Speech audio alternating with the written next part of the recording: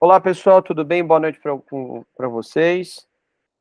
Com enorme prazer hoje, né, vou ter a honra de participar aí da nossa reunião, mas ministrando a aula mesmo, na minha responsabilidade, e de trazer um ponto muito chato, né, que é a prática baseada em evidência. Chato em que sentido? Chato porque todo mundo fala, é, todo mundo critica tudo que a gente faz, e eu vou tentar trazer um pouco para a gente discutir, né? E como o nosso grupo é pequeno, a gente consegue escutar um pouquinho de vocês, como é que vocês pensam. E é legal que cada um tem uma formação, cada um tem uma escola, cada um tem um lado de olhar para um processo de reabilitação de um problema lombar, e eu vou tentar trazer para vocês um pouco do que a ciência traz. Então não se assustem do que vocês vão ver daqui para frente, mas vocês já imaginam, né? Então, por isso que eu vou tentar trazer para vocês pontos específicos da reabilitação, tá? E para a gente discutir, tá bom? Mas dessa vez eu preciso muito da participação de vocês na aula durante a aula. Então, eu sei que algumas pessoas participaram, o Dante participou, acho que é Rafael o nome do garoto, agora eu não vou me lembrar. Não, ele não está na aula ainda, não sei se ele vai entrar, mas tinha um aluno que participou também na aula. Gente, por favor, participem e tirem as dúvidas. O que eu sempre falo, vamos discutir mais, porque a gente precisa muito da participação de vocês. Hoje é uma aula que é importante para isso. Eu quero que vocês confirmem para mim se vocês estão assistindo a aula. Dá para vocês verem ou não? Sim, Sim? Perfeito. Então, pessoal, para quem não me conhece, né, o professor Cláudio Casarini Júnior, eu sou fisioterapeuta, tá? Que vai trazer para vocês hoje um pouco da prática baseada em evidência, com objetivo para o tratamento da dor lombar. Vou tentar trazer um pouco tentar desmistificar um pouco esse processo, e depois eu queria escutar um pouco de vocês, essa fase que a gente está passando. Então, um pouco da minha experiência clínica para passar para vocês. Então, além de ser fisioterapeuta do Vita, né, que é onde eu trabalho. Eu sou coordenador de ensino do Instituto Vita e eu sou professor e supervisor da Santa Casa de São Paulo. Então, eu tenho uma vivência prática e eu tenho uma vivência acadêmica forte, nos dois sentidos. E eu sempre tive esse desejo na minha vida de falar, poxa, eu sempre quis trazer a minha balança de equilíbrio da minha prática clínica com a parte acadêmica. Isso para mim foi um dado muito difícil da gente equilibrar, porque isso me chamava a atenção. Como é que eu vou conseguir ter a prática baseada em evidência dentro da minha prática clínica? E eu percebo que não é tão fácil, e eu percebo que é muito bonito na aula, mas na prática clínica a gente vê um grande obstáculo. Então, o que seria a prática baseada em evidência, pessoal? Então, prática baseada em evidência, se a gente observar, primeiro, esses são alguns pilares, né? É a melhor evidência disponível naquele momento. Aí a pergunta que eu faço para todos os meus alunos: vocês sabem buscar a melhor evidência? Fazer uma boa estratégia de busca? Acessar as plataformas de acesso de dados, as bibliotecas, né? PubMed, Lilacs, Embase, a Cochrane. Você sabe lidar com isso? Porque a faculdade poucas vezes deu para a gente a busca de artigo científico. Então, como a gente faz para melhorar a evidência? O que é a melhor evidência? Vou trazer um pouco para vocês. Dentro dos pilares que nós temos, certo? Outro pilar importante para a prática baseada em evidência é a preferência do seu paciente. Poxa, o paciente ele tem uma preferência que ele gosta dessa técnica.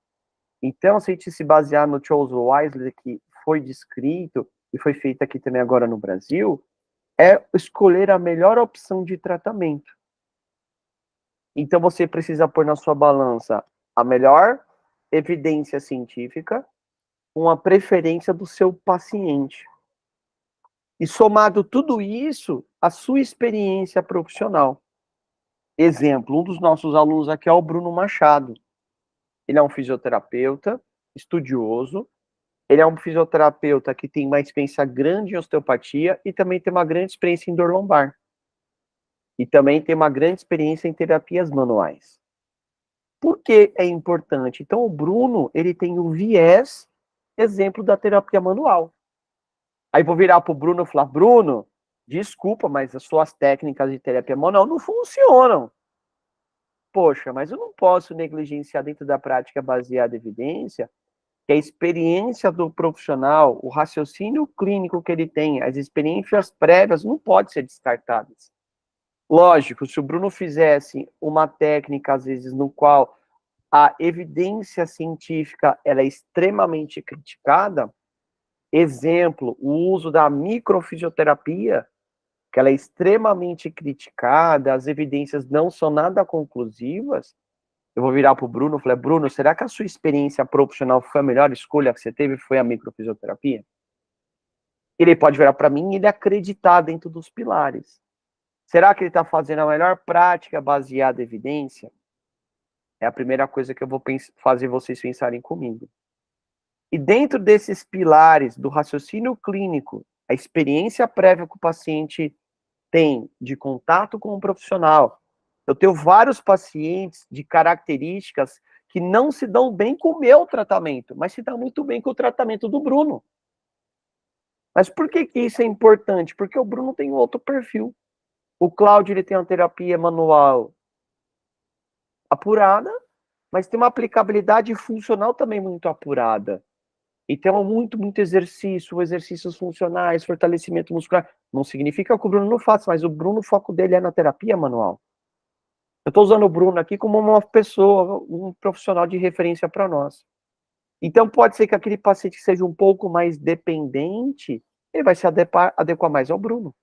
E o paciente que é mais espojado, que não gosta de muito toque, ele é um paciente que prefere um hands-off, pode ser que ele fale assim, poxa, eu prefiro o tratamento do Cláudio.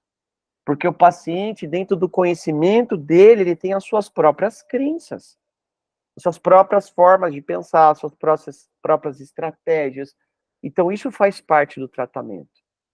Porque antigamente, a crítica era, todo mundo se baseava pela experiência do profissional. Então, se tinha um cara que era o mentor de uma técnica, exemplo, o RPG, que todo mundo, na minha época que eu estudava, 20 anos atrás, todo mundo usava a favor, e hoje em dia quase ninguém fala mais em RPG, mas o Philip Suchat trouxe esse método para o Brasil. Trouxe esse método como uma forma de que seria um método milagroso.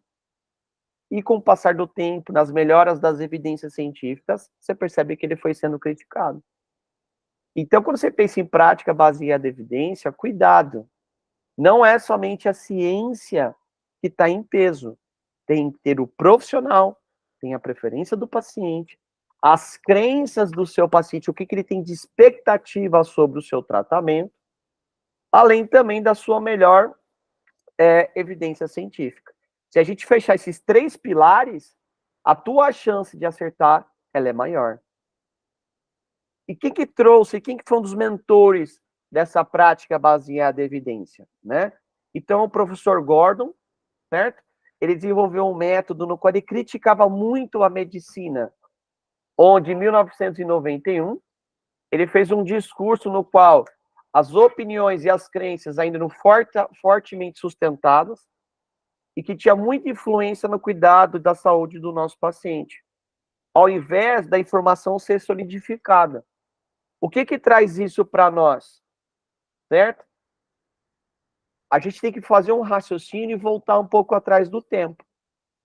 Então é a mesma coisa que os meus pais falavam assim para mim assim, não, mas a minha avó usava um creme que era a base dessa solução, e isso aí para tratar a minha dor lombar era isso que curava.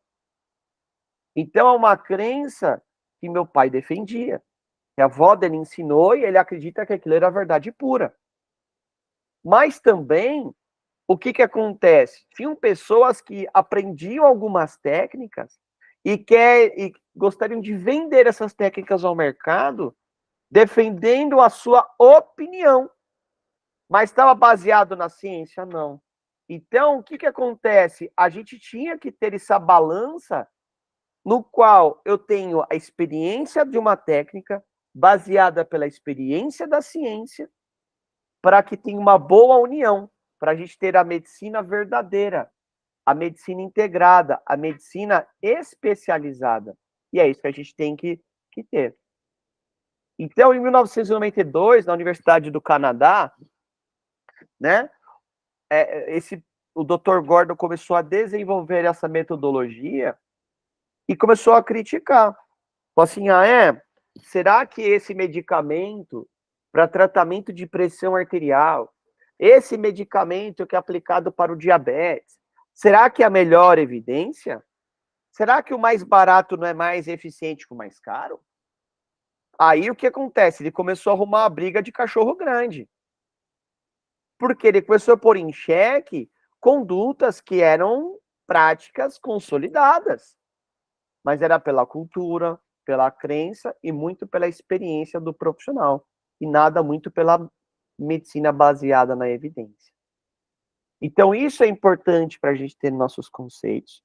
Acho que isso é importante pela qualidade das nossas escolhas. E isso também para nós é importante para determinar o que a gente vai escolher como terapêutica. Porque se eu perguntar para vocês aqui, qual é o melhor tratamento para a dor lombar? Qual é a maior evidência? O que vocês falariam para mim? Então, se eu olhar aqui dentro do nosso grupo aqui, se eu perguntasse para o Gabriel, falar, Gabriel, qual é a sua opinião da melhor conduta terapêutica para o tratamento de dor lombar? Gabriel, você está aí?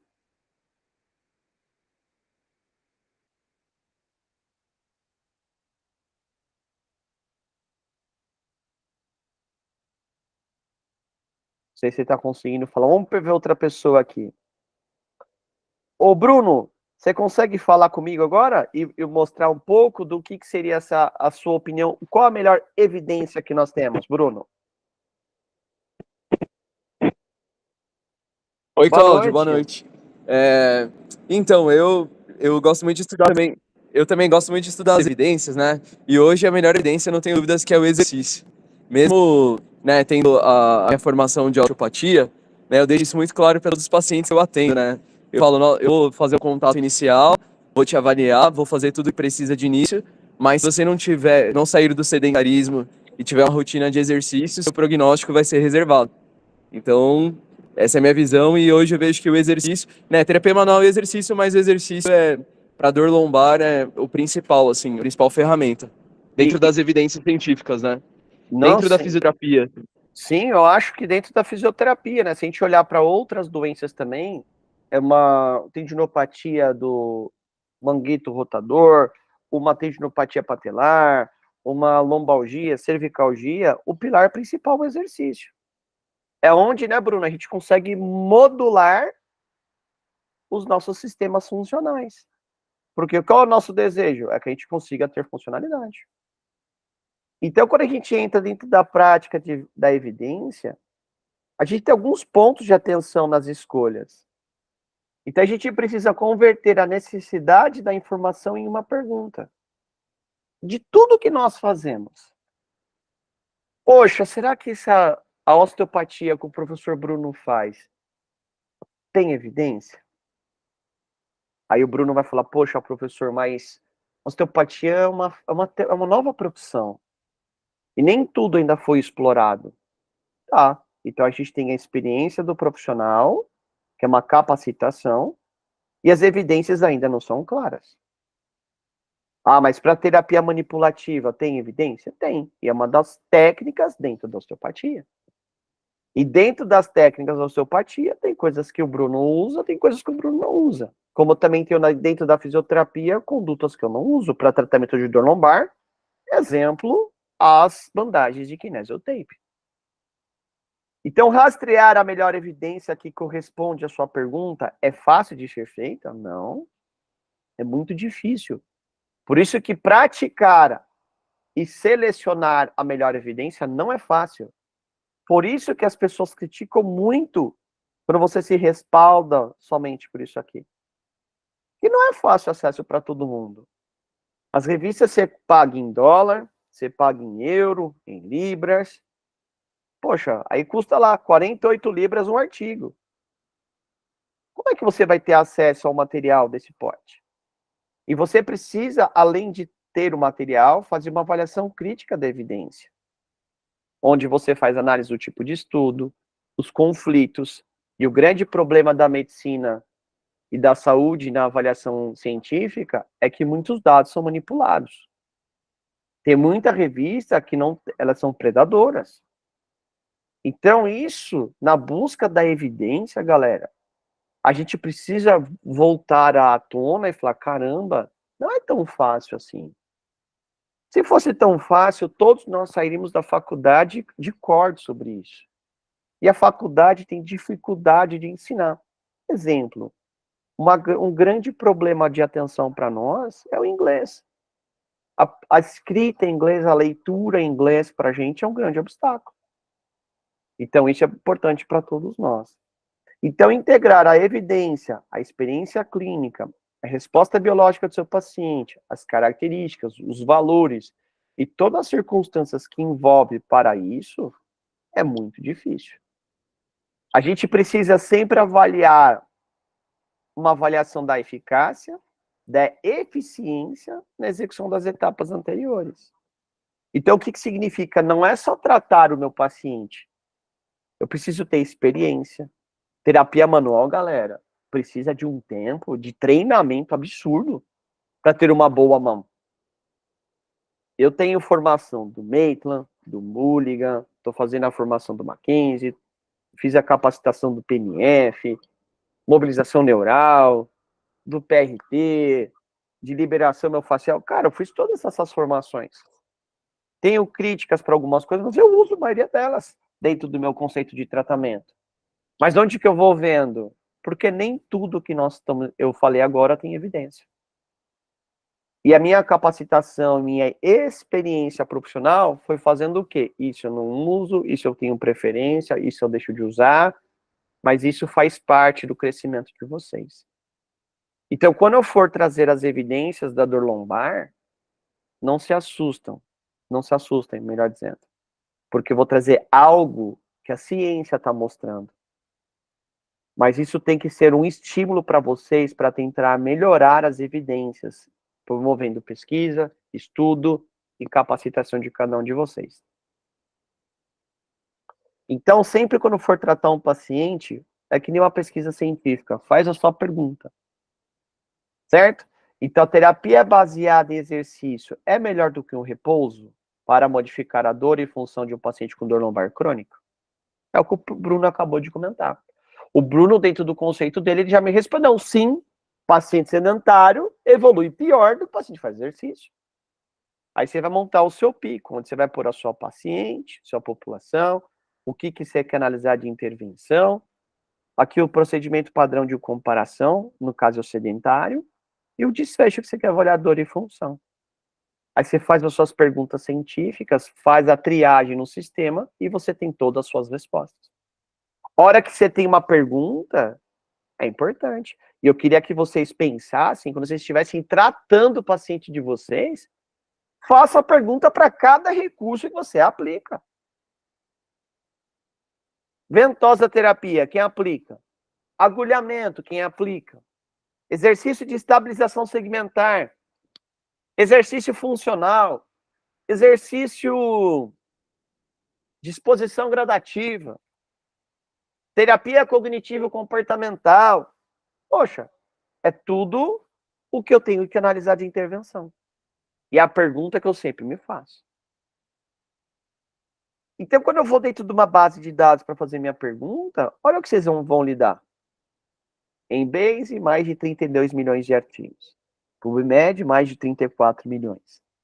Cochrane, mais de 88.900 trabalhos de revisões sistemáticas e mais de 1.200.000 de trials ou de estudos clínicos cadastrados. Lilacs, mais de 1 milhão.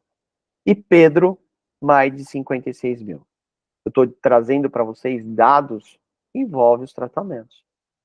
A Pedro veio para facilitar, onde fez uma base de dados das evidências para a fisioterapia. Então, uma dica que eu dou a vocês, entre dentro da Pedro, faça a sua pergunta dentro da Pedro, de uma forma mais rápida, que você refina a sua pergunta com mais facilidade, para saber o que você aplica, o que você não aplica, tem as suas evidências científicas ou não. Então, quando eu vou tratar uma dor lombar, eu posso pensar em exercícios funcionais, de controle motor, e faço uma exposição ao movimento.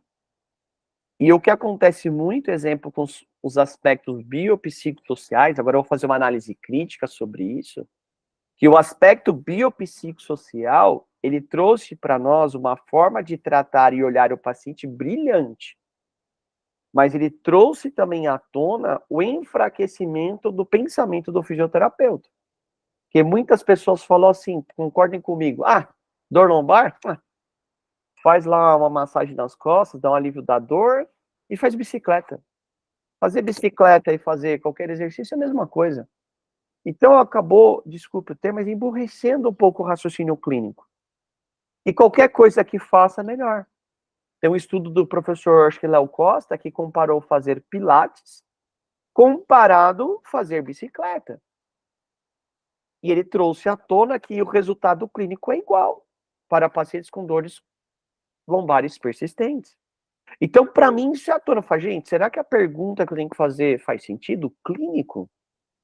O exercício da ponte é um exercício muito aplicado a todo mundo. Trabalha assim o controle abdominal, parte das eretores posteriores da coluna, o glúteo máximo, os isquiotibiais. Poxa, bom. Mas se o paciente tiver dor aqui, você tem que pensar em outra estratégia. Então veio à tona para a gente muito a busca da direção de preferência do seu paciente. Então a gente começou meio que subgrupar os pacientes. Isso eu faço na minha conduta prática clínica. Eu avalio o meu paciente no movimento. Então ele faz extensão, ele faz flexão. E eu avalio o quanto o meu paciente, certo? Ele prefere ir para a flexão ou ir para a extensão, para observar a direção de preferência que aquele paciente respondeu. Mesmo não quero saber se ele tem hérnia de disco, bico de papagaio, inflamação. Eu só quero que a clínica do meu paciente me responda. Como eu digo, para tratar um paciente, eu tenho que avaliar, como vocês viram, a professora Valéria e a professora Maitê trazendo à tona as nossas discussões. De olhar o paciente de um aspecto multidimensional, olhando para a dor, olhando para o comportamento doloroso, olhando para o aspecto clínico, de tempo, se é uma dor aguda, uma dor subaguda ou crônica, se o paciente dorme bem, dorme mal, se o paciente se alimenta bem ou mal, porque são fatores que podem influenciar na dor. E o movimento também, tanto negativamente como positivo. Ai, professor, mas se eu faço extensão, o forame da coluna vai estenosar e a gente vai ter mais dor, certeza? Então faça. E veja a resposta antes de você fazer uma análise biomecânica. E pode ser que seu paciente, ele responda de uma forma diferente do que você imagina. A resposta clínica, ela pode vir de uma forma divergente do que você imagina. Então, para nós, galera, isso é muito importante. Quando eu vou avaliar meu paciente, eu faço análise do tempo de dor, da característica, o que faz a dor melhorar, o que faz a dor piorar, quanto tempo essa dor piora, o quanto tempo essa dor faz, o que você faz para melhorar, né? Então, isso traz para mim, e eu avalio o movimento que a dor melhore.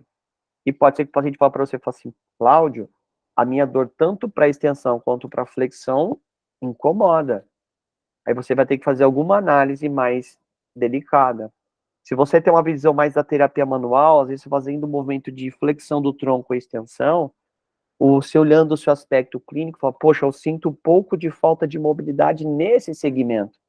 Será que eu posso manipular essa região e ter uma resposta funcional maior? Sim. Quantas vezes eu fiz isso para chamar a atenção em cursos de terapia manual no qual eu ministrei, eu fazia um dog, um thrust torácico, e manipulava e o paciente melhorava a flexão de tronco, melhorava a mobilidade cervical, porque isso é um efeito automático e acontece. Então a gente tem que pensar que o exercício, ele é um guia para a gente, não é simplesmente só uma orientação no tratamento. Nós fomos educados, e falo por mim, isso em 2000, 2006, mais ou menos, pelo professor Paul Rhodes, o uso de alguns artifícios da estabilização segmentar, que é a ativação do transverso do abdômen, ativação dos multífidos, e o objetivo é que a gente usava esse negócio que chamava stabilizer, que a gente colocava o paciente para fazer estabilizações segmentares. Então ele acreditava muito que o abdômen como um todo era fraco, né, a parte interna do abdômen, e a camada externa, assim, mesmo tendo uma boa ativação, mas a camada mais profunda era mais, tinha um time de ativação atrasado, tinha uma fraqueza muscular acontecendo, e isso acontecia também para a musculatura posterior dos multífidos. E o que foi acontecendo? As pessoas usavam isso, honestamente foi uma grande revolução, porque nós deixamos de usar máquinas de tração, que vocês estão vendo aqui nessa imagem que eu deixei propositalmente, e tiraram os pacientes das terapias passivas, porque a terapia manual, eletrotermofoto, são recursos que vão modular sintoma, não são ferramentas para tratamento, na minha opinião, são ferramentas que podem associar e potencializar o efeito. E o que aconteceu na literatura? Quando começou o uso da estabilização segmentar, a nossa visão mudou. Lá, caramba, professor, todo mundo que fazia esse trabalho aqui tinha uma melhor resposta funcional. Nossa, como o paciente ficar mais seguro, e se mandava ele ficar contraindo o abdômen, né? E isso foi muito positivo. E isso acabou sendo incorporado dentro de um dos métodos que foi sendo difundido, que era o Pilates, que é uma técnica também que você pode usar para o tratamento dos pacientes de dor lombar, porque faz sentido, faz exercício, faz movimento, é só você escolher o exercício da forma correta, o tipo de exercício que você vai escolher, você trata seu paciente. E o Pilates usava muitos conceitos do powerhouse, né, que é usado a caixa de potência abdominal. Ele colocava lá dentro das duas descrições, né, do Joseph Pilates, o diafragma, o transverso do abdômen, os multífidos e o assoalho pélvico. Então, aqui era uma caixa de potência do core, do centro. E se o centro está estável, você dá bastante estabilidade para as extremidades, tanto superiores quanto inferiores. E o Pilates é uma técnica, na minha opinião, que cabe muito bem dentro disso. Ah, mas o Pilates, ele tem que ser melhor do que uma cinesioterapia na clínica? Gente, desculpa. Se você é um cinesioterapeuta, se você é um fisioterapeuta com as suas competências, você vai tratar o paciente usando o Pilates ou usando qualquer outra ferramenta. Porque, para mim, o que faz sentido é você entender que o movimento com resistência ele pode ser feito de várias formas, mas depende muito da sua formação. E com isso veio essa nova linha, né? Só de movimento, só de exercício. E o que as pessoas estão chamando atualmente muito a nossa atenção, certo? E vem como se fosse um booking que está acontecendo, né? Tem esses autores, o Sandro e o José Carlos, no qual eles falam um pouco da escola, né? O Back School, né?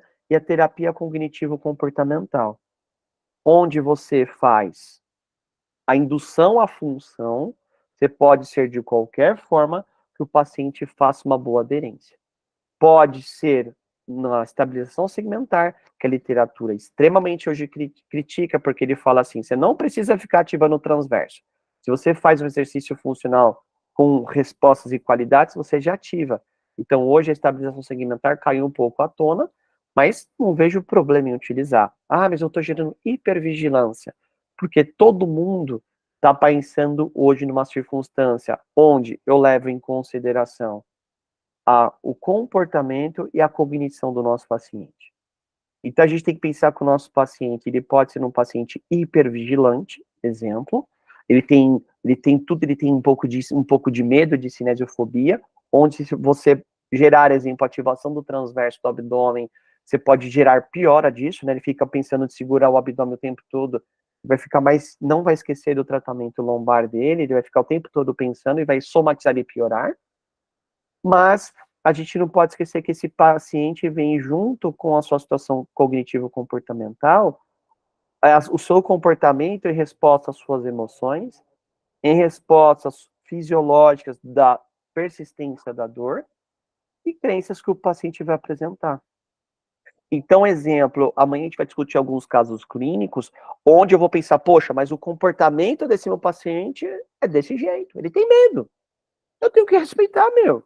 Eu tenho que ter uma cabeça e falar, cara, esse cara tem medo, eu tenho que ter mais cuidado. Eu tenho que ter mais cautela. Então, eu tenho que lidar com o comportamento dele de insegurança. E pode ser que nesse momento, às vezes, os exercícios mais simples para ele vai ser o mais importante.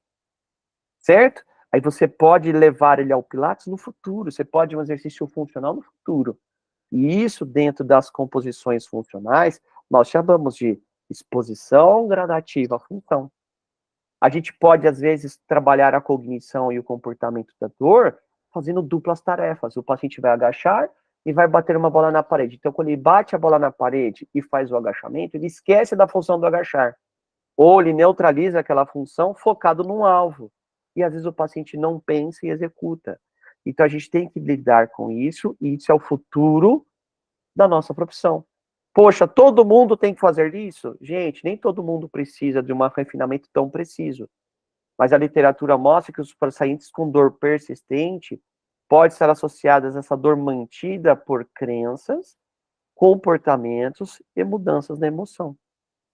Certo? Que vão mudar as composições neurológicas e vai mudar todo o seu comportamento somatosensorial. Então, a educação faz parte. Explicar para o paciente faz parte. Olhar nos olhos do seu paciente faz parte. Dar a sua atenção devida, trazendo as informações, faz parte.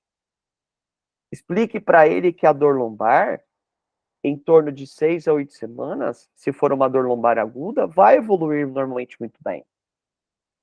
Certo? Se o paciente chegar para você com dor mais de 3 meses, ele já está com uma dor persistente. Pode ser que essa dor lombar está associada não a uma disfunção só mecânica, pode ser que tenha aspectos psicossomáticos associados. Ansiedade, depressão, medo, certo? Ou mudanças do comportamento da vida naquele momento. E tudo isso não adianta só aplicar exercício, não adianta só fazer terapia manual. Você tem que entender o paciente como um todo. E pode ser que nesse momento mais importante na decisão da sua avaliação, o paciente te dê tanta informação que acontece? Você fala assim, poxa, eu não vou conseguir tratar esse paciente sozinho. Eu acho que eu vou precisar de uma ajuda de um psicólogo, vou precisar de conversar com o médico, se eu precisar de alguma ajuda para o sono, eu vou precisar de um nutricionista. E a conversa tem que ser franca com o nosso paciente. Então, se você melhorar a sua alimentação, o menor teor de gordura e açúcar, se você melhorar a sua qualidade do sono, a sua dor pode ser que ela melhore. Você não pode falar que zero porque você não tem essa certeza. Mas se você induzir ao exercício, esse é o nosso grande tratamento.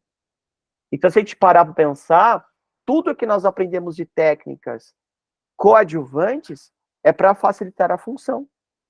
Ah, professor, então usar agulhamento é para facilitar, melhorar a dor e a função naquele momento para ativar a funcionalidade.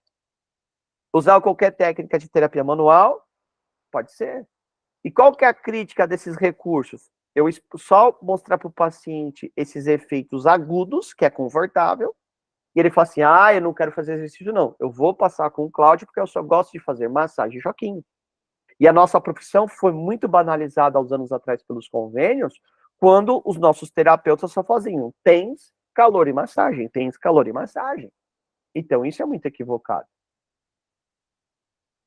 Então as terapias manuais são valiosas, mas tem que ter cuidado no uso do excesso. Porque eu sei exemplo, posso falar isso que o Bruno está aqui, mas muitos pacientes que procuram o nosso serviço, Bruno, às vezes ele quer esse toque. E você tenta levar o exercício, mas ele não gosta. Eu falo, qual exercício que você gosta de fazer? Ele fala assim, a caminhada, mas de vez em quando. Eu não gosto de cansar, eu não gosto de suar. Aí falar, meu Deus do céu, como é que eu vou induzir exercício por um paciente que não gosta de fazer nada? Então você tem que mudar um pouco do comportamento, e isso é difícil pra caramba. Mas as terapias manuais, como eu sempre digo, as nossas pontinhas dos dedos não são nossos olhos. As nossas percepções não podem ser negligenciadas, mas também não podem ser hiper mega valorizadas, como foi por muitos anos, que era só terapia manual. Isso é um problema, e deixava de levar o paciente para a função. Isso é um outro problema também. Então a gente percebe que tem que ter um equilíbrio. Não dê para ter os extremos. Então, quando o seu paciente for para você com uma dor localizada e falar assim, eu quero a massagem, não se sintam afrontados, porque vocês não são massagistas. Às vezes ele quer aquele toque de conforto. Mas se você faz o seu toque de conforto, mas você vai conseguir induzir o seu paciente à função, por que não? Se isso traz um conforto temporário para ele ali naquele momento da sua sessão, para você fazer uma tarefa. Então pense bem antes de tomar as justificativas e não somente olhar para a prática, somente para as suas evidências. Porque massagem, para tratar da lombar, gente, entre nós, vai dar conforto temporário, certo? Às vezes você tiver com uma dor oriunda de um ponto de tensão muscular, você faz uma liberação miofascial, a dor melhora, você acertou, mas quantos pacientes chegam no seu consultório com esse quadro específico? Então, se chegou 100, você acertou em 1, então cuidado, não banalize. Cláudio, eu Uso... queria aproveitar.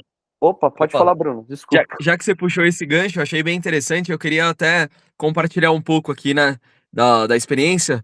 Por favor. E eu tenho muito costume, né? Tem gente que às vezes olha, por exemplo, para a osteopatia e pensa, ela é muito passiva, né? Às vezes a pessoa acha que o paciente só vai fazer aquilo, é passivo, e hoje as evidências vão na contramão disso, né? Na verdade, a terapia ativa é o que funciona mais. Mas eu costumo dizer, né, que funciona muito bem na seguinte linha: os pacientes que vêm para mim, por exemplo, na primeira vez, eu já falo para ele assim: olha, você vai ter que fazer, além de fazer a osteopatia, mais uma sessão de fisioterapia associado. E aí, se eu percebo que ele precisa de um psicólogo, ele vai para o psicólogo.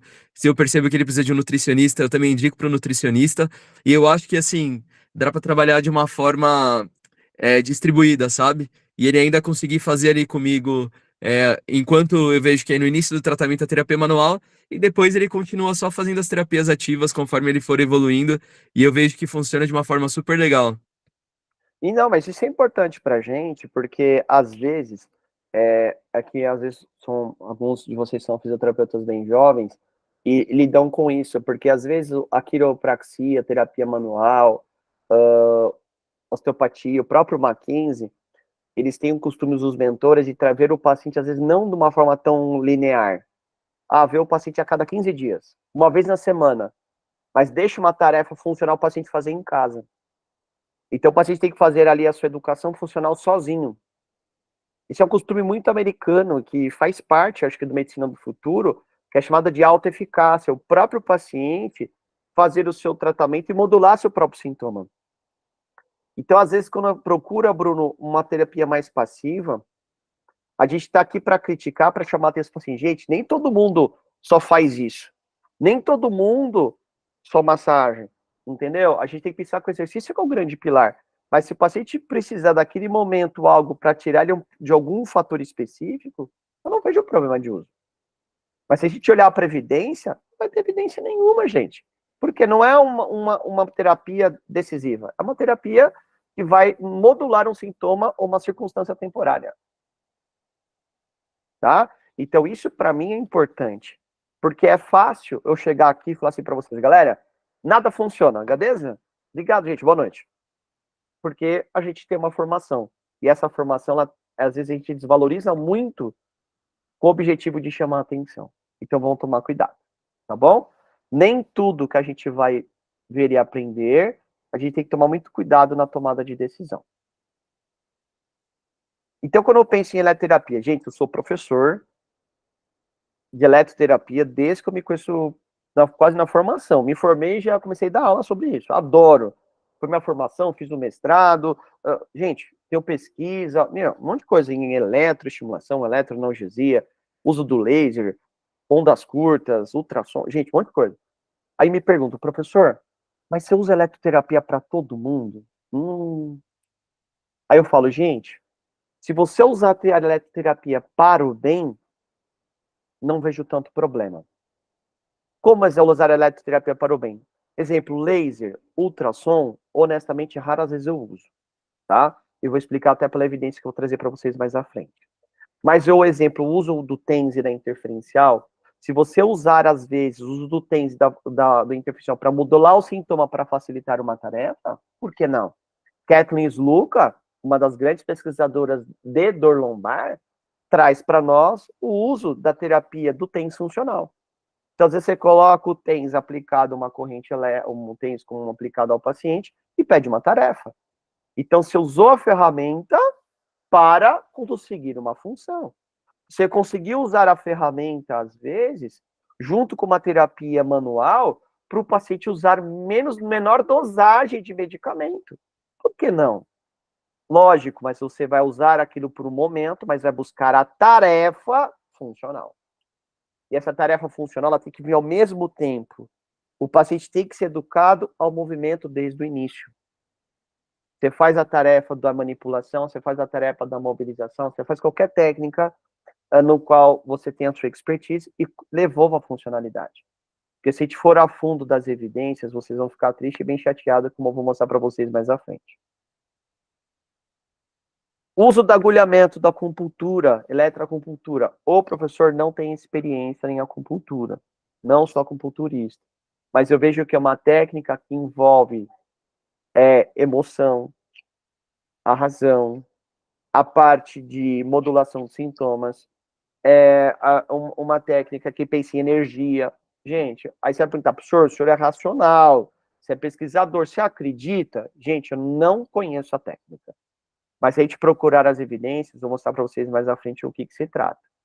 Mas se você tem a expertise de trazer a acupuntura, eu exemplo, para modular o sintoma para facilitar uma tarefa, por que não usar? Muitos pacientes que eu atendo, às vezes, faz acupuntura para tratar a parte emocional. E alguns têm boa resposta. É a melhor técnica? Não sei. Mas procurar um psicólogo pode ser a melhor solução, tá? Então, eu não gosto de criticar coisas que eu não conheço, mas eu sou muito sincero de trazer para vocês. Dry needling, outra ferramenta que a gente usa para pontos dolorosos. Já usei com alguns pacientes e tive respostas clínicas positivas. Mas a modulação, ela é temporária, é aguda. Fez, melhorou, faz a tarefa. Fez, melhorou, faz o movimento. Fez, melhorou, porque usar como conduta contínua toda a sessão, parece que as evidências não são tão bem claras. Mas o agulhamento seco é uma outra ferramenta. Uso da ventosa terapia. O professor tem formação nesse método. Fiz um curso dentro da universidade, do lado, acho que, se não me engano, foi em Fortaleza. Um dia de curso, tá? Nada além disso. E eu aprendi a usar os métodos. Gente, eu não tenho o costume de usar. Esse método vai chamar atenção para a gente para uma coisa: benefício e risco. Esse método deixa hematoma, esse método deixa dolorido, deixa com áreas, às vezes, que eles fazem sangria, que eles perfuram com agulha de acupuntura, tem o sangramento, como o próprio agulhamento tem a chance de infecção, certo? Se você perfurar algum tecido errado, ter um pneumotórax, como fumar a cavidade pulmonar. Aí eu pergunto, professor, mas usar a ventosa terapia, você usa? Na minha prática clínica, não. Mas se você olhar nas Olimpíadas, o Michael Phelps tinha mais bolinha da ventosa que outra coisa. Aí eu pergunto, será que a ventosa funciona para o tratamento de dor lombar? Vamos atrás das evidências. Mas para mim, teria que valer muito a pena para gerar esse desconforto no meu paciente. Eu não tenho costume de usar esse tipo de ferramenta. Então, eu quero deixar a cabecinha de vocês como a minha, tá? A minha também está assim. Não é só de vocês. Falar, professor, caramba, o que eu tenho que fazer então? Né? Então, vamos atrás das evidências. Quando eu vou atrás das evidências, a minha opinião é a base da pirâmide.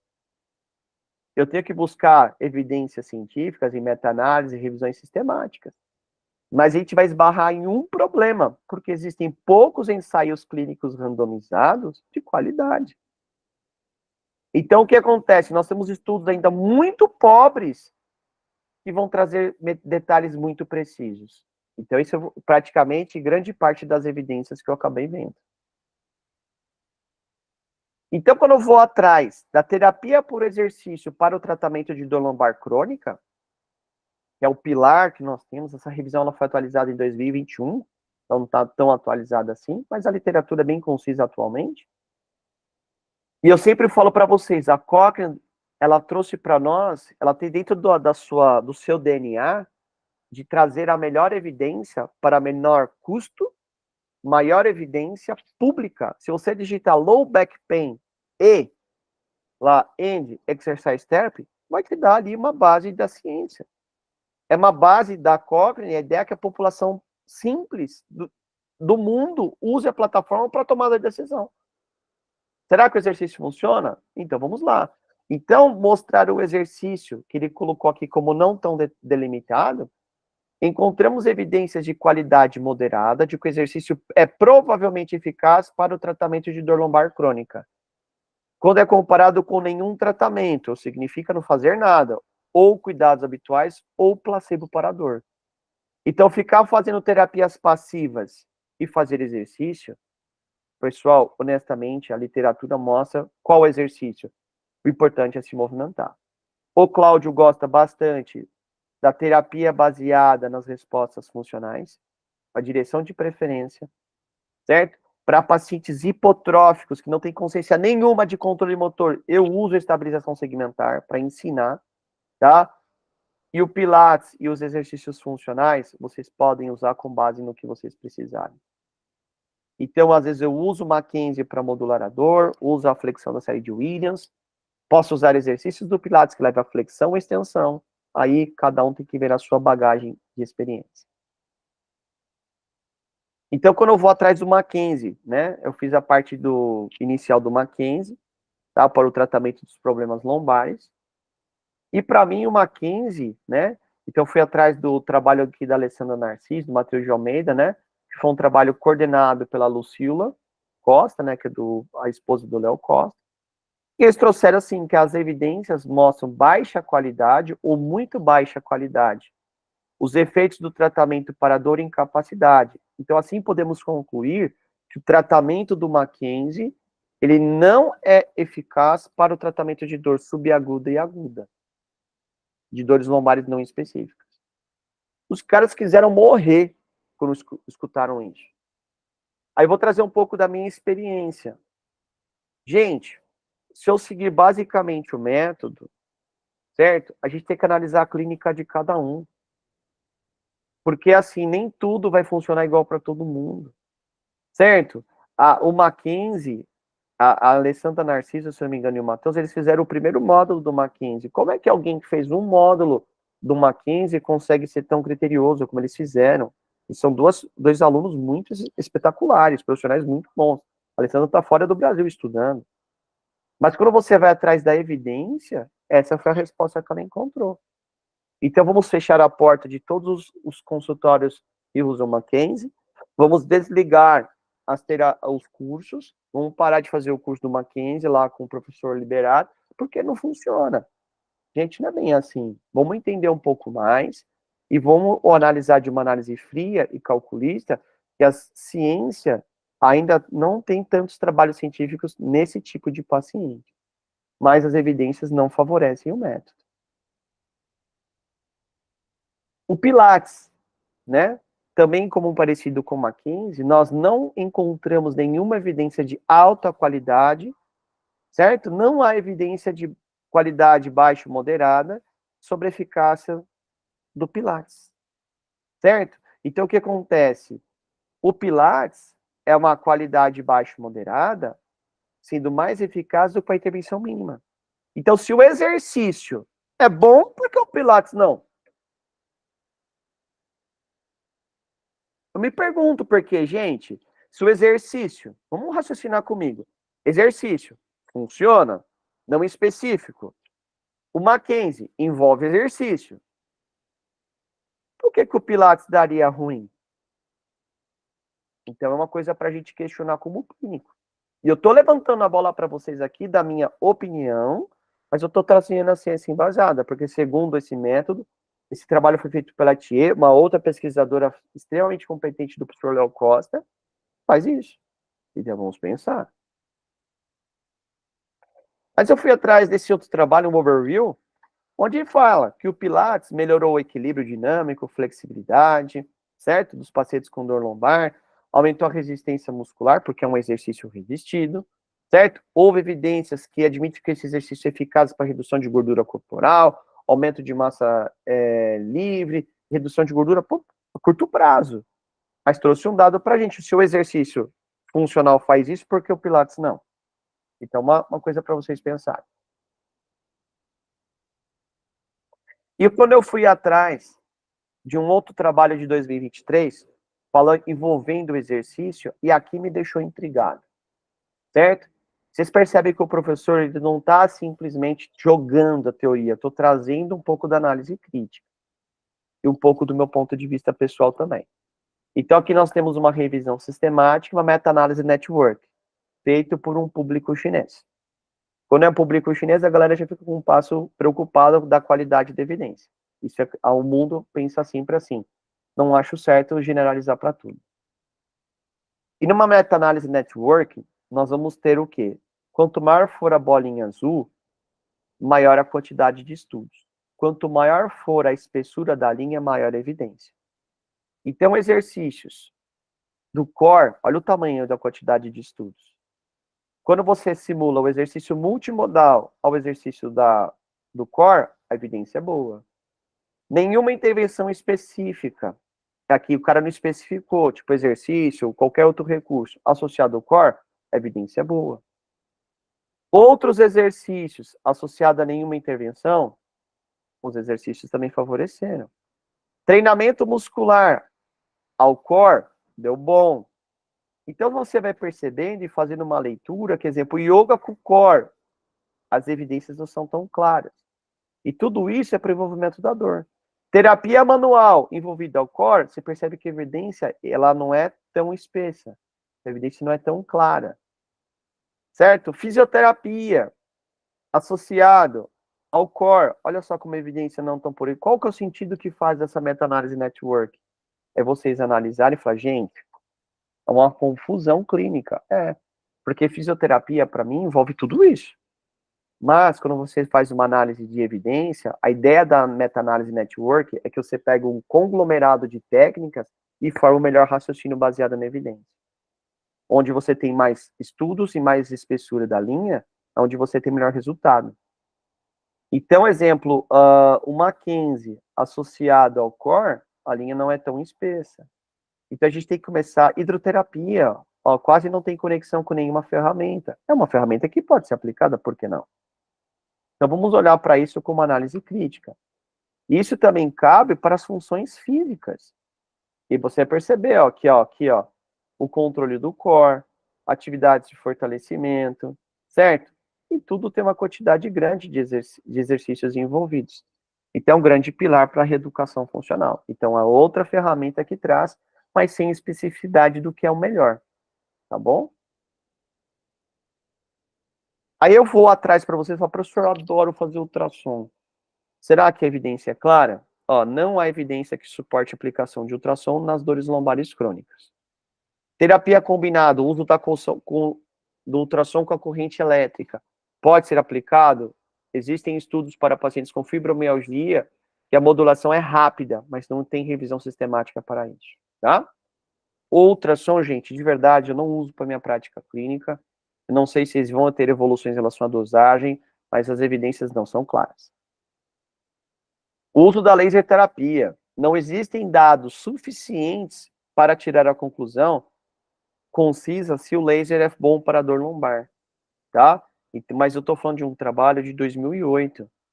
Mas quando você fala de laser terapia, as pessoas vão atrás de resultados, vão atrás de condutas, e nem sempre, às vezes, são positivas. Uso para dor lombar, tem 2 estudos clínicos mostrando atuais, trazendo que o laser para dor lombar pode ser feito quando comparado ao placebo, e também existe um estudo para cervicalgia, tá? Depois eu posso mostrar a vocês. Mas se a gente usar dentro de uma meta-análise, não teve. Uso da acupuntura. Olha que dado interessante. Descobrimos que a acupuntura pode não desempenhar um papel clinicamente significativo para o alívio da dor, certo? Após o tratamento. Mas o que a gente percebe? Que a acupuntura, às vezes, para modelar outros fatores, ele pode ser estudado, mas não desempenha um papel para a melhora da dor imediata após o tratamento. Uso das terapias manipulativas, quiropraxia, osteopatia. O que é usar terapia manipulativa? As evidências têm alta qualidade, sugere que não há evidência clínica relevante que comparadas às outras intervenções que vai reduzir e melhorar a dor em função do nosso paciente. Para mim, eu trago duas respostas. Primeiro, que é a revisão de 2011. Mas por que eu usei a Cochrane? Que é a base do pilar mais alto. Mas o que traz para a gente? As terapias manipulativas associadas ao exercício, certo? O paciente que faz exercício, se ele tiver um facilitador, por que não? Certo? Porque eu não posso só tratar alguém com terapia manipulativa comparado ao exercício. Gente, não vai ter sentido clínico, porque às vezes eu preciso usar essa técnica para facilitar a função. Agora, quem só faz terapia manual e não faz nenhuma atividade funcional, aí para mim pode ser que caia nesse buraco mesmo. Uso do calor, né, superficial, o uso do gelo.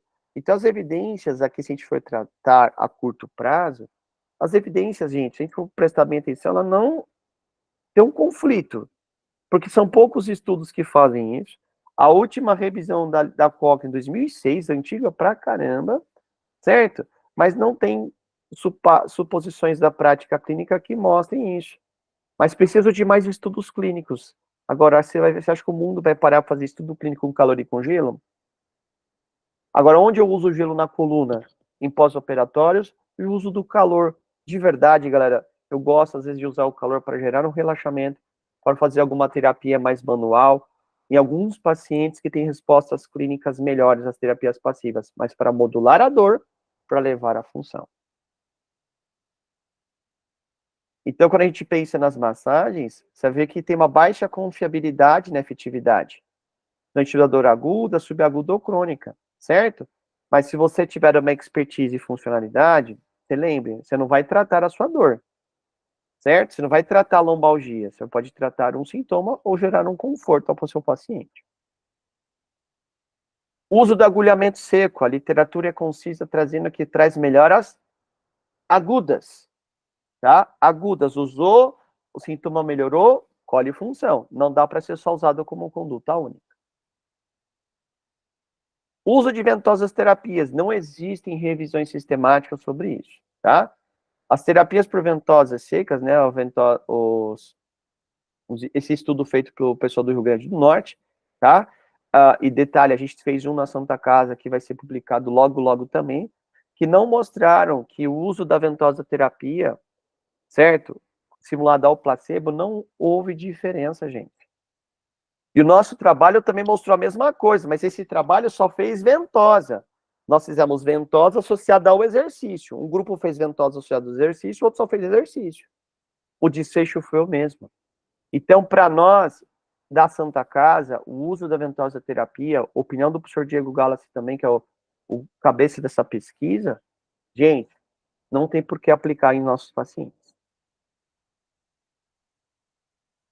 O que a gente tem que chamar a atenção das evidências atuais? A educação. A educação é um pilar. Educação por vídeo, educação de orientação sobre a dor, entendimento da doença, isso faz parte. Pode falar, Gustavo.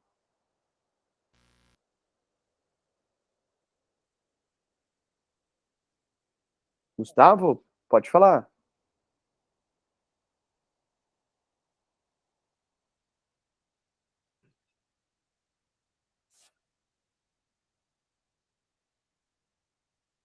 Gustavo?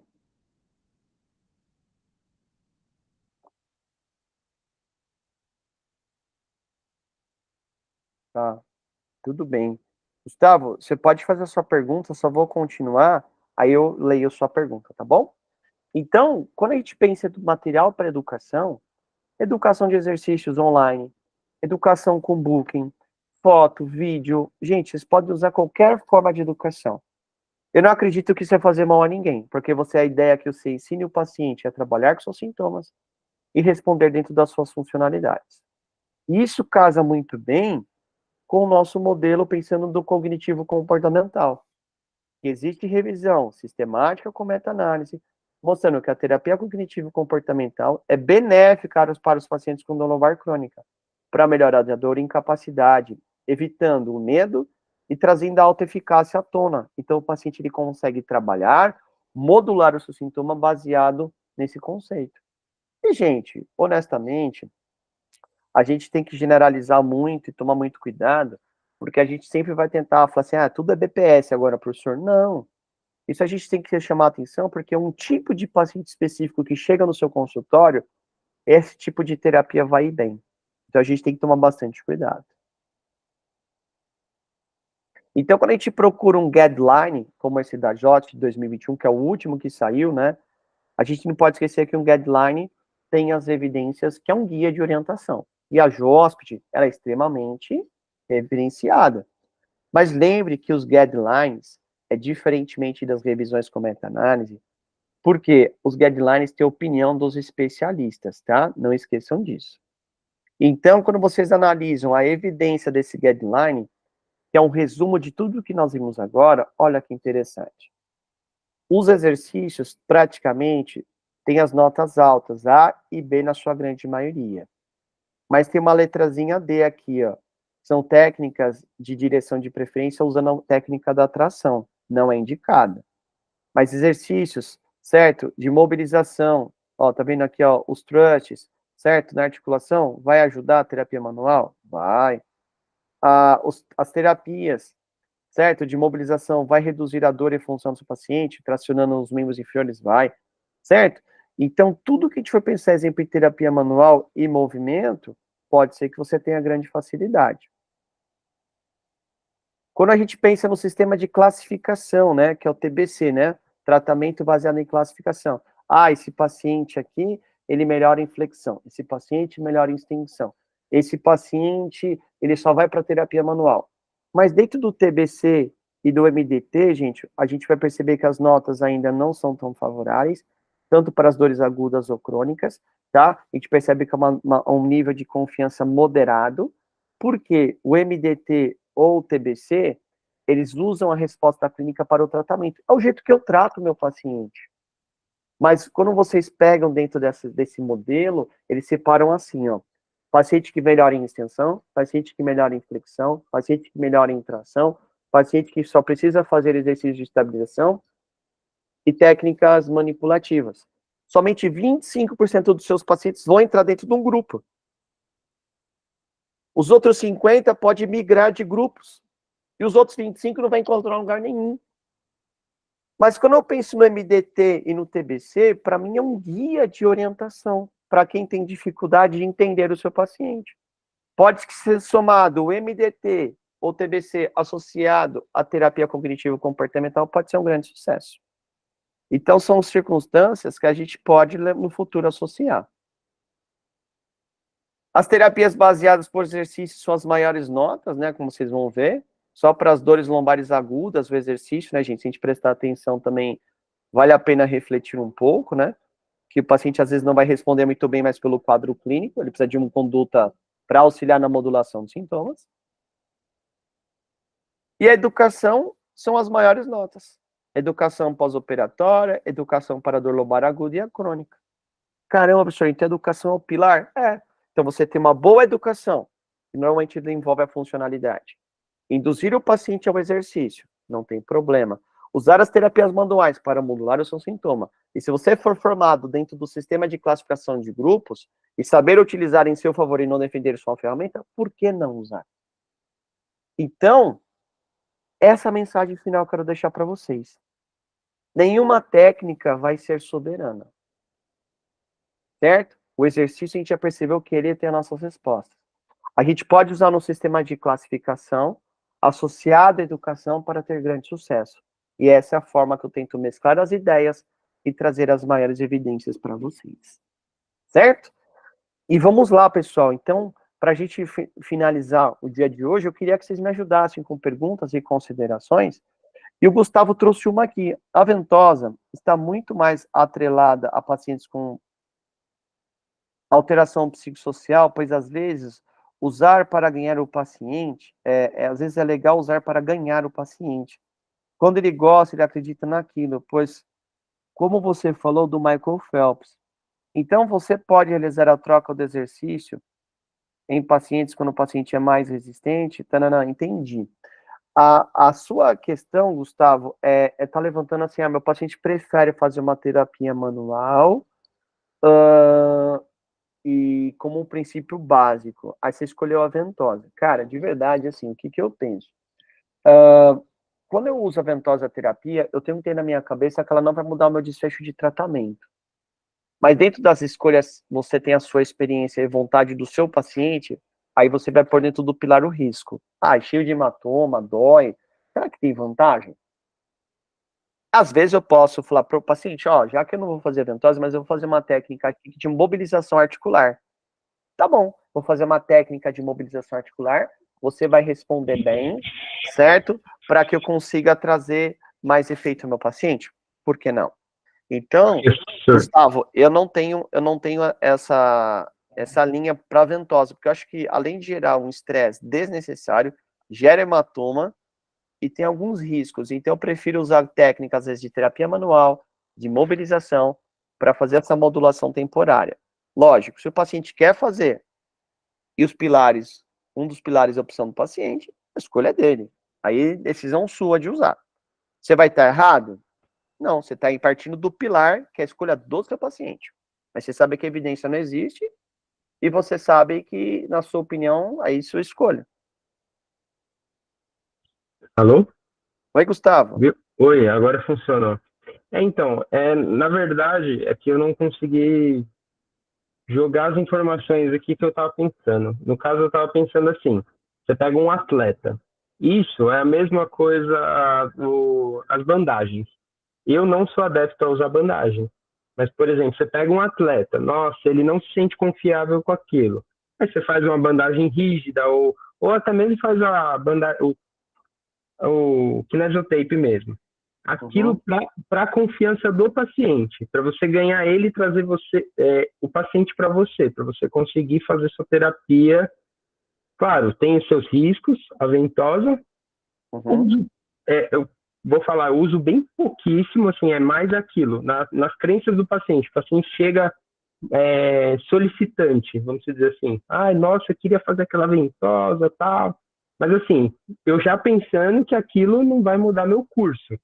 Eu já tenho um plano de tratamento, porém aquilo é só sei lá, um brinde, vamos dizer assim. Como vários pacientes pedem para nós, usar eletroterapia no final da sessão para relaxar. Isso.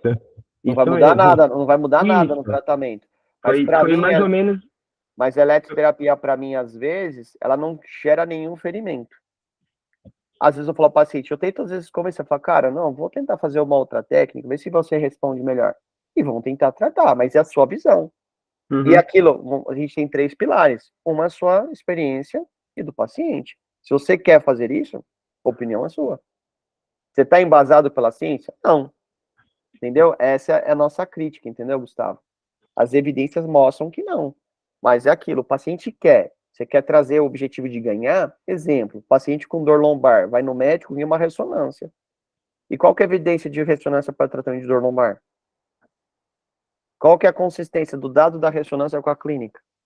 Mas o médico pede, porque se ele não pedir, o paciente vai sair de lá puto, porque ele quer a ressonância. Entendeu? Sim, certíssimo. Então, assim, eu entendo o pilar, entendo sua opinião. Se eu falar para o senhor usa, eu não uso. Mas é uma decisão minha. E por isso que é legal da fisioterapia aqui na manhã, que a gente vai trazer os casos clínicos para vocês. O Diego vai trazer à tona esses casos para que vocês consigam discutir com ele, escutar a opinião dele. Certo. Muito obrigado. Imagina. Oi, Maísa. Tudo bem? Oi, boa noite, Cláudio. Boa noite a todos. Tudo bem? Tudo Eu tenho mais uma curiosidade para saber sua opinião sobre neuromodulação, TMS, TDCS na dor lombar. Muito bom. São recursos que são aplicados há muitos anos já, viu? A eletroestimulação, para quem não conhece, nós temos eletroestimulação transcraniana, que usa a corrente galvânica, você coloca algumas áreas específicas da cabeça, tá? Aqui na cabeça, e essa corrente elétrica, ela tem a capacidade de ser conduzida por meio do colágeno até o córtex, essa é a teoria, tá? E você conseguiria efeitos modulatórios para dor, tá? O Diego, mas ele é Ele é muito experiente nisso, tá? A gente está até fazendo uma pesquisa de uma aluna de mestrado dele sobre o uso da eletroestimulação transcraniana. Vou falar a ciência ainda é obscura sobre o uso. Nós temos a aplicação do TDCS, ou eletroestimulação transmagnética, tá? Onde você tem um campo magnético indutor, vai diretamente ao córtex, e você consegue, teoricamente, modular a ativação cortical. É uma tendência que está sendo aplicada em alguns centros, Arthur Padão, o Abraão, a Universidade do Federal da ABC, eles usam esse tipo de ferramenta. Isso, eu faço mestrado com a Clarice na USP. Muito bom, então você tem a vivência da Clarice. O que acontece? Gente, a gente ainda, as evidências, honestamente, elas não são ainda extremamente claras. Porque qual que é a ideia? Se você causa alguma excitação cortical, mas eu não tenho muita experiência com isso, tá? Então, assim, o Diego que vai vir amanhã tem bastante. Então, quando você aplica o magnetismo, né, a indução do magnetismo ao córtex, a ideia é que você possa regularizar o sistema. Certo. Primeiro. Outro sistema, você pode um sistema que está hiper solicitado, você pode fazer uma normalização do potencial de ação. É uma ideia.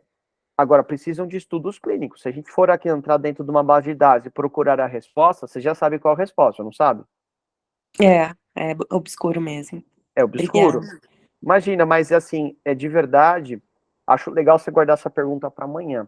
O Diego tem informação, tem bastante informação para vocês relacionada a isso, tá? E por sinal também o filho do Diego já melhorou, mandou um vídeo para mim hoje, tá bem melhorzinho, tá? Então amanhã ele tá aqui com a gente e ele vai conduzir a reunião amanhã, tá bom? Só para vocês terem conhecimento.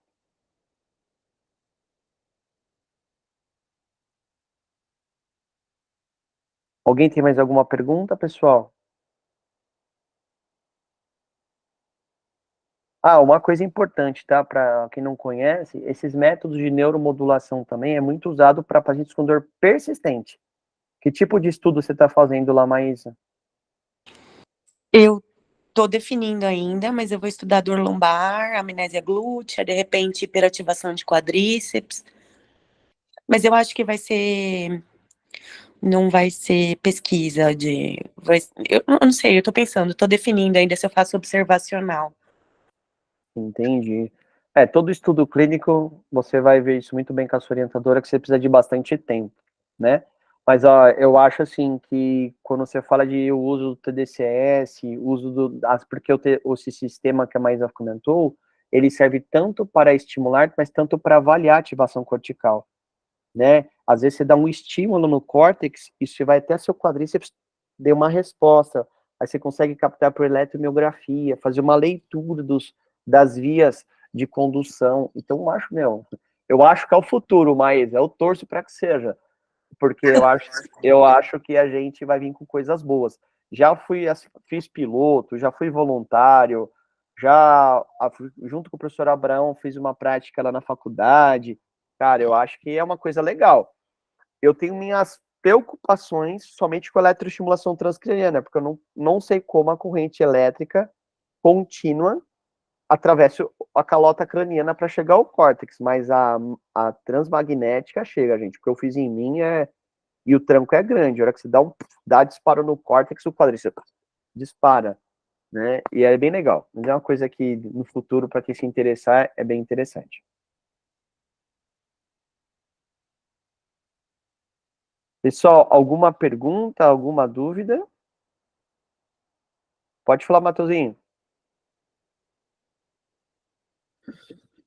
Boa noite, Cláudio, tudo bem?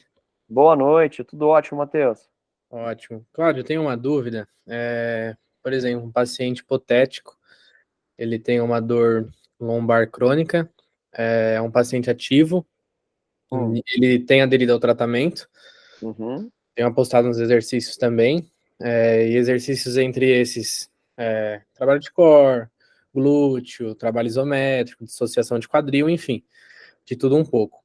E esse paciente apresenta melhora, mas não uma melhora significativa no sentido de toda sessão ele volta com essa dor persistente e talvez na prática esportiva dele ali, na atividade esportiva que ele faça, ele ainda relate dor. diante desse cenário, talvez eu, como terapeuta, esteja errando na intensidade e no volume dos exercícios, e se sim, como é que eu posso, talvez com esse paciente, intensificar isso, não estourando o envelope de função dele, preservando isso? Seria algo de tentativa e erro? Como é que eu faço para minimizar toda essa questão? Ó, Matheus, vou te falar que você fez uma pergunta que eu acho que eu demoraria um tempão para responder. Vamos lá, porque acho que são vários pontos, cara. Primeiro, professor, será que a minha escolha foi errada do exercício da tarefa? Uma coisa para você avaliar e reavaliar sessão a sessão, tá? É muito comum, às vezes eu tô indo para um exercício tal, percebo, o controle motor desse paciente é muito ruim, eu vou ter que voltar lá na base. Não consegue fazer exercício de prancha, uma prancha lateral péssima. Nossa, vou ter que voltar lá na base para construir isso. E é isso que você tem que pensar. Agora sim, Matheus, primeira coisa, então você vai meio que no estímulo e na resposta. Professor, será que eu tô usando a dosagem demais? Será que eu tô usando uma dosagem de menos? O que você pode fazer, Matheus? Você já assistiu um material que eu sei que é meu, sobre dosagem do tratamento, onde você calcula o trabalho. Então, você pega os seus exercícios, faz uma exposição gradativa e vai calculando o trabalho de sessão a sessão. E vai subindo a intensidade do exercício 10% por semana. Começa com exercício. O que é o trabalho, gente? É a repetição vezes a série vezes a carga. Se for o peso do corpo, você coloca 0 ou 1, né, para não ter problema na multiplicação, vezes a percepção de esforço. E você vai calculando tudo que você faz na sua sessão. Aí o que eu vejo, Matheus, veja se é isso. Às vezes a manutenção da dor também é o tratamento, é normal. O paciente com dor crônica, dor persistente, a dor ela persiste por um período. Então não adianta a gente querer achar que vai resolver de uma vez, Matheus.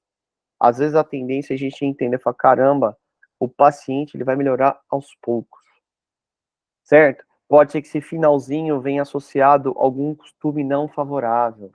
Então, às vezes pode vir atrelado um aspecto psicossomático, pode vir atrelado a não adesão às suas tarefas em casa. Se você parar para pensar, o paciente vai 1, 2 vezes na sessão na semana. São 2 horas. E o cara fica os outros 7 dias, todas as horas sem fazer nada. Então você tem que avaliar várias vertentes, certo? E trabalhar sobre envelope de função, honestamente, Matheus, a gente, ela faz um pouco por tentativa e erro.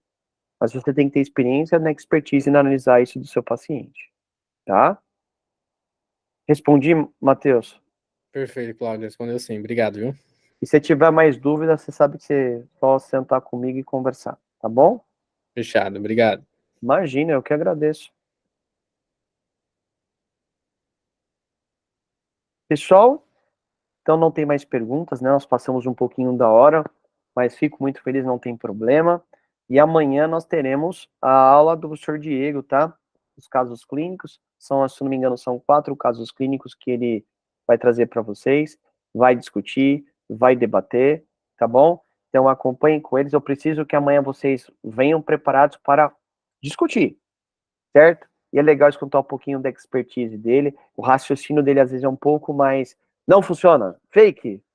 Fato, fake, né? Que vocês viram lá ele na brincadeira lá dele do podcast. Mas aí vocês vão ter perguntado, tá? Se é tudo fato ou fake, meu amigo, então me dá uma solução, tá bom? Pressiona o gordinho amanhã, cobra dele, porque ele tem muita experiência e tem uma visão diferenciada, tá? Falo assim dele porque ele é um grande amigo meu e posso trazer isso para vocês à tona, tá bom? Gente, espero que vocês tenham gostado, de verdade, de coração. Muito obrigado por tudo, tá bom? Fiquem com Deus aí, até amanhã. Tchau, tchau, pessoal. Um abraço. Tchau, tchau.